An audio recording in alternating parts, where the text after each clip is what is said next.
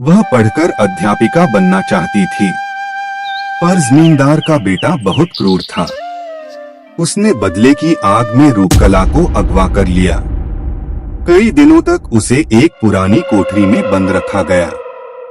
वह रोती रही, चिल्लाती रही, पर किसी ने उसकी आवाज नहीं सुनी। जब उसने भागने की कोशिश की तो उसे खेतों की तरफ खींचकर लाया गया और एक रात उस पर अत्याचार किया गया। वह बच तो गई, पर दौड़ते दौड़ते इसी डरावने कुएं तक आ गई। वह घायल थी, कमजोर थी, पानी पीने को झुकी, पर पैर फिसल गया और वह कुएं में गिर गई। कई दिनों तक कुएं में तड़पते हुए उसकी मौत हो गई। उसकी लाश कभी मिली ही नहीं। रूपकला का बदला।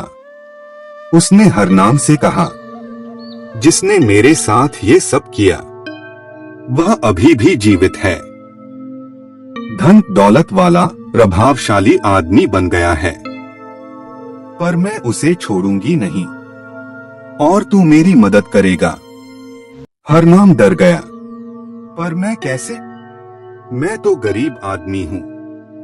रूपकला ने कहा, तू मुझे सिर्फ देख सकेगा, मेरे इशारे समझ सकेगा, बाकी काम मैं खुद करूंगी।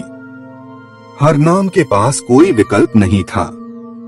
अगर वह मना करता तो भूतनी उसे सताती।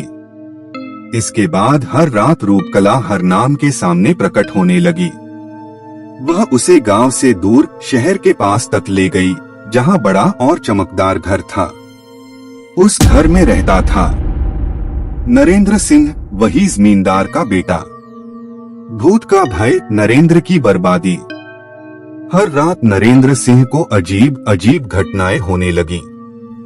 कभी आधी रात को कोई जोर से दरवाजा पीटता, कभी उसकी कार अपने आप स्टार्ट हो जाती, कभी घर की लाइटें बुझ जाती और गलियारे में सफेद साया दिखता। उसके नौकर भागने लगे, घर में चीखें गूंजने लगी। एक रात नरेंद्र ने अपने कमरे में आईना देखा। आईने में पीछे खड़ी थी रूपकला। वह कांपते हुए नीचे गिर पड़ा। उसका चेहरा पीला पड़ गया।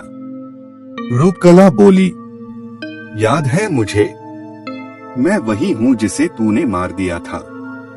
नरेंद्र चीख पड़ा, मुझे माफ कर दो, मैं जवान था, गलती हुई। रूपकला चीखी, गलती नहीं, पाप हुआ था, मेरी मौत हुई थी।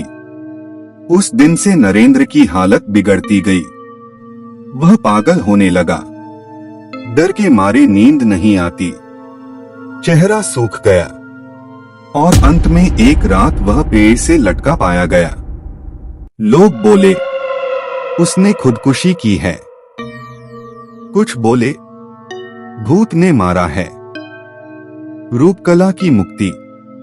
नरेंद्र की मौत के बाद रूपकला पहली बार शांत दिखी।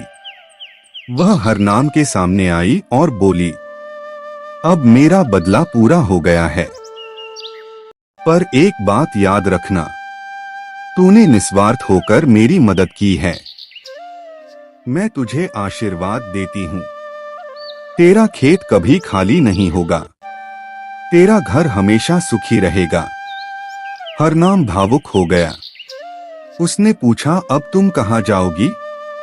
रूपकला बोली, जहां मुझे जाना चाहिए था, अपने माता पिता के पास, पर इस बार दुख नहीं, शांति के साथ।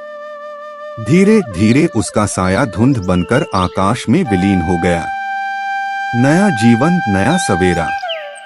उस रात के बाद डरावना कुआं शांत हो गया।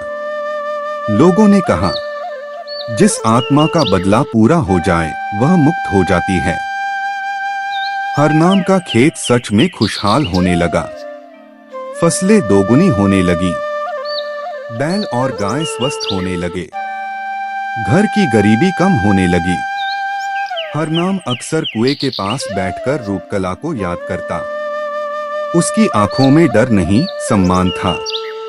रूपकला अब भूत न होकर एक कहानी बन गई। एक आत्मा जिसने इनजस्टिस का बदला लेकर अपने लिए न्याय हासिल किया। कहानी का संदेश: अन्याय कभी छिपता नहीं। किसी की चीख, किसी की पीड़ा कभी बेकार नहीं जाती। सच्चे दिल से की गई मदद हमेशा फल देती है। आत्माएं केवल बुरी नहीं होती, कई बार वे न्याय मांगने आती हैं।